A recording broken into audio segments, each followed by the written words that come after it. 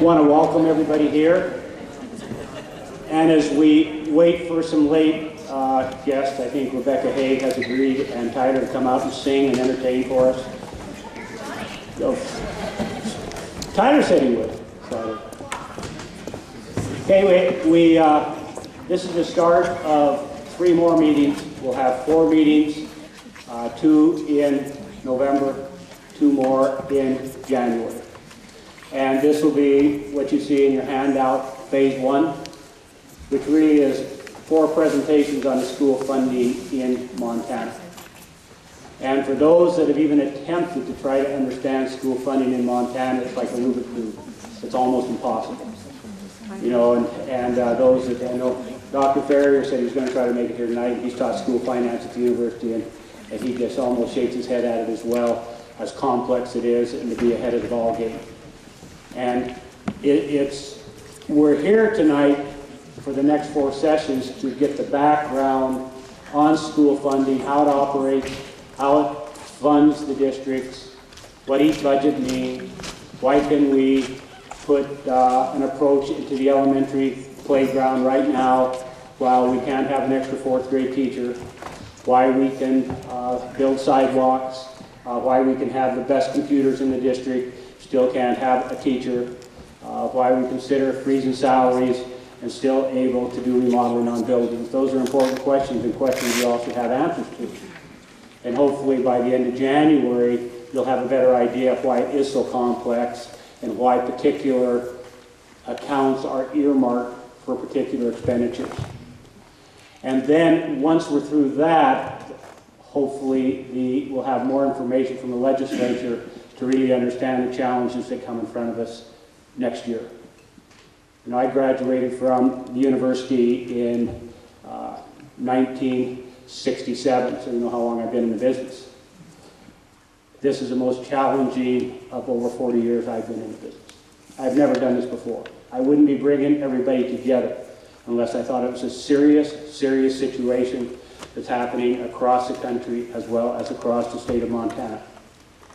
We've never seen an economy like this, coupled with decrease in enrollment here in Thompson Falls, which you'll understand is almost more drastic to our budget cuts than the funding itself.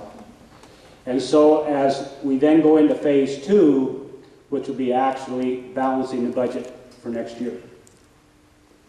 And when you get through all this tonight and you realize what's coming up, you're going to pick up the paper tomorrow night, you're going to go home and you're going to see KPAX News. And you're going to see the governor's report today. And I have it up there.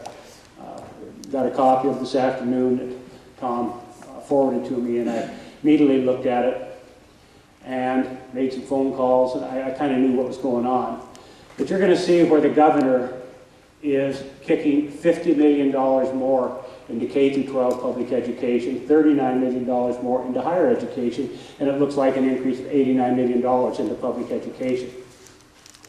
He's kicking that $50 million into House Bill 2. House Bill 2 is the appropriation bill that comes out of the legislature every session, which funds state government.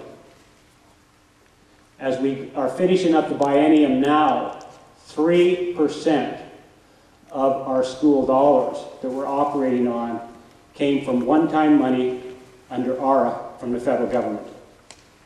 That was not in House Bill 2.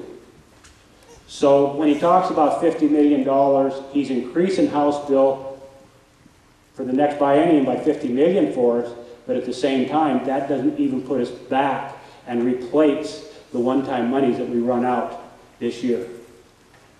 Another way of saying is if you have a dollar and 30 cents was paid for by a friend, and then all of a sudden next year, instead of 70 cents, you increase it to 80 cents, and you say, I just increased you by a dime, but you're operating on 80 cents instead of a dollar.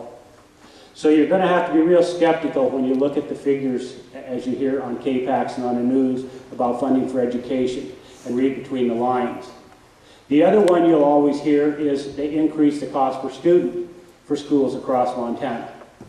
That's not true as well, because our enrollment is going down across Montana. So if you are funding 10 students on $1, and all of a sudden next year you have 8 students, We can reduce that to 90 cents, and we've increased the cost per student. And yet whether you have 23 in a class or 28 in a class, it still takes one teacher, one classroom, and the same amount of money. So be real skeptical of what you're going to see on KPAX and read in the newspapers. This is the first time I ever can remember that you don't have a positive statement coming out of either house, out of the governor's, the executive office, from the Montana School Boards Association, or the School Administrators Association, or the MEA-AFT in regards to school funding for next year.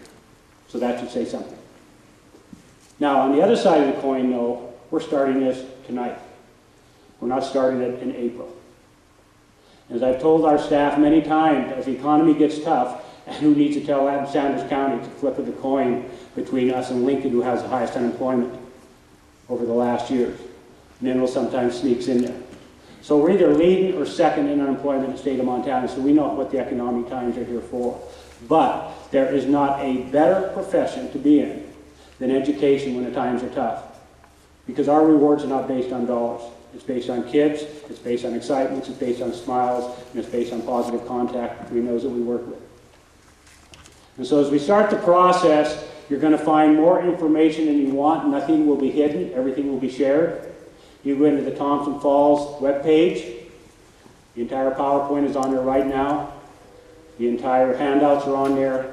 And a video of this will be on there a day or two after we make all presentations. So if you can't make it, go to the webpage, look under our district, look under school funding, hit it, and you'll see information.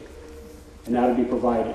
You have handouts here, yellow sheets that at any time you feel uncomfortable raising your hands at the end and asking a question, fill them out, get them back in, and we'll either answer them at the next meeting or at the same meeting if we have time. My email's on there. If you need to email me a question, that's there as well. So ask as many questions. If we haven't given you enough information, please let us know, and I will provide that. And so as we start the 4 presentations, we'll try to keep them at least to 20 minutes, so it's short. And there's the dates. We're keeping them on Monday, so it's easy to remember. And the next one will be in 2 more weeks. Now the topic for today will be the goals for the presentation, which have gone over so everyone can better understand the different budgets that we have and how money is earmarked for particular ones, and we have to spend it that way. A and B, that's a fancy name for enrollment. You hear average number belonging. One student is worth a little bit more than one student because they take the 7 PIR days the state funds us for, and that 180 the kids go, and that's 187 divided by 180. That's one A and B. So you always take, if your enrollment is 100, you take 187 over 100 times that to get your A and B. So it's always a little higher, 187 over 180. We'll go over our enrollment history, which you have, which is really, that's the most important thing to leave here tonight, is to see that enrollment history. Because it's not only determines funding for the schools, but it determines the culture in this school, the culture in this community, and the culture in Sanders County as well. Very important. Legislative committees recommended cuts and tax increases. You have 17 of them in that handout. We'll cover some key ones tonight. None of it's good news. It's either raising our taxes or it's cutting our funding. Major school funds, we'll go over those. Current estimated possible deficits with Thompson Falls Elementary and high school general budgets. So we'll cover that tonight. Okay, the November 29th one, we'll go over what the responsibilities are of the Board of Public Education, the Office of Public Instruction, OPI, and the Montana Accreditation Standard. Because they have some factors. And a lot of the complaints I hear, we have no control of. The big one is, we're top down, too many administrators. That's not our say-so. You have to have a full-time superintendent in the district if you have at least 30 teachers. Even if we said we could, a superintendent could be a superintendent slash high school principal, superintendent slash elementary principal. If you have more than 30 teachers, state accreditation standards say 1 full-time superintendent.